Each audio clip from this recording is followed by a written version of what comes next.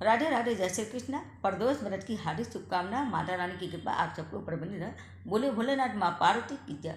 इस बार की प्रदोष व्रत कल 23 जून को दिन सोमवार के दिन रखा जाएगा। दिन सोमवार के दिन पड़ने की वजह से ये प्रदोष और भी ज़्यादा खास हो जाती है, क्योंकि सोमवार का दिन वैसे भी भोलेनाथ का है। तो इस दिन सोमवार के दिन अगर प्रदोष व्रत पड़ जाता है तो और भी खास माना जाता है। तो प्रदोष व्रत करने के लिए सोमवार का प्रदोष व्रत कथा जरूर सुनना चाहिए। उससे सुनने से संतान की तरक्की होती है और संतान का जीवन खुशमय हो जाता है। तो आइए सुनते हैं सोम प्रदोष व्रत की पौराणिक कथा। पौराणिक व्रत कथा के अनुसार एक नगर में एक ब्राह्मणी रहती थी। इसके पति स्वर्गवास हो गया था। उसका अब कोई आश्रय दाता नहीं था, इसलिए प्रातः होते ही वह अपने पुत्र के साथ भीख मांगने निकल पड़ती थी। भिक्षाटन से वह स्वयं और अपने पुत्र का पेट पालती थी। एक दिन ब्राह्मणी घर लौट रही थी तो इसे एक लड़का घायल अवस्था में करहाता हुआ मिला। ब्राह्मणी दयावश उसे अपने घर लिया।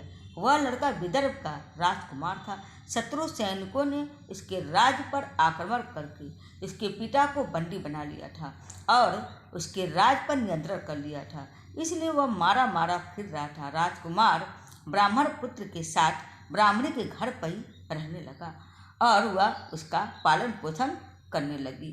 एक दिन उन दोनों बालकों ने वन में खेलते खेलते गंधर्व कन्याओं को देखा। ब्राह्मण पुत्र अपने घर आ गया, परंतु राजकुमार वहाँ साथ में नहीं आया, क्योंकि वह अंशुमती गंधर्व कन्या से बातें करने लगा था, इसलिए वह साथ में नहीं आया।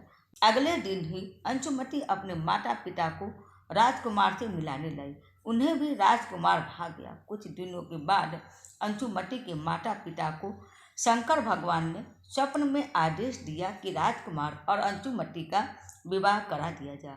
उन्होंने वैसा ही किया। ब्राह्मणी प्रदोष व्रत करती थी।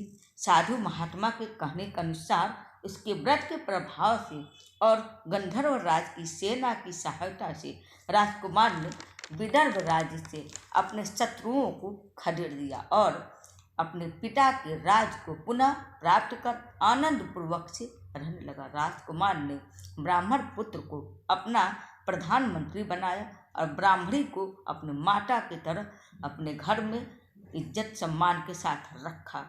तो ब्राह्मणी के प्रदोष व्रत के महात्म से जैसे राजकुमार और ब्राह्मण पुत्र के दिन फिरे, वैसे ही भगवान शंकर भी अपने दूसरे भक्त के भी दिन फेरते हैं। तो अतः सोम प्रदोष व्रत करने वाले सभी को यह कथा अवश्य पढ़नी चाहिए अथवा सुननी चाहिए।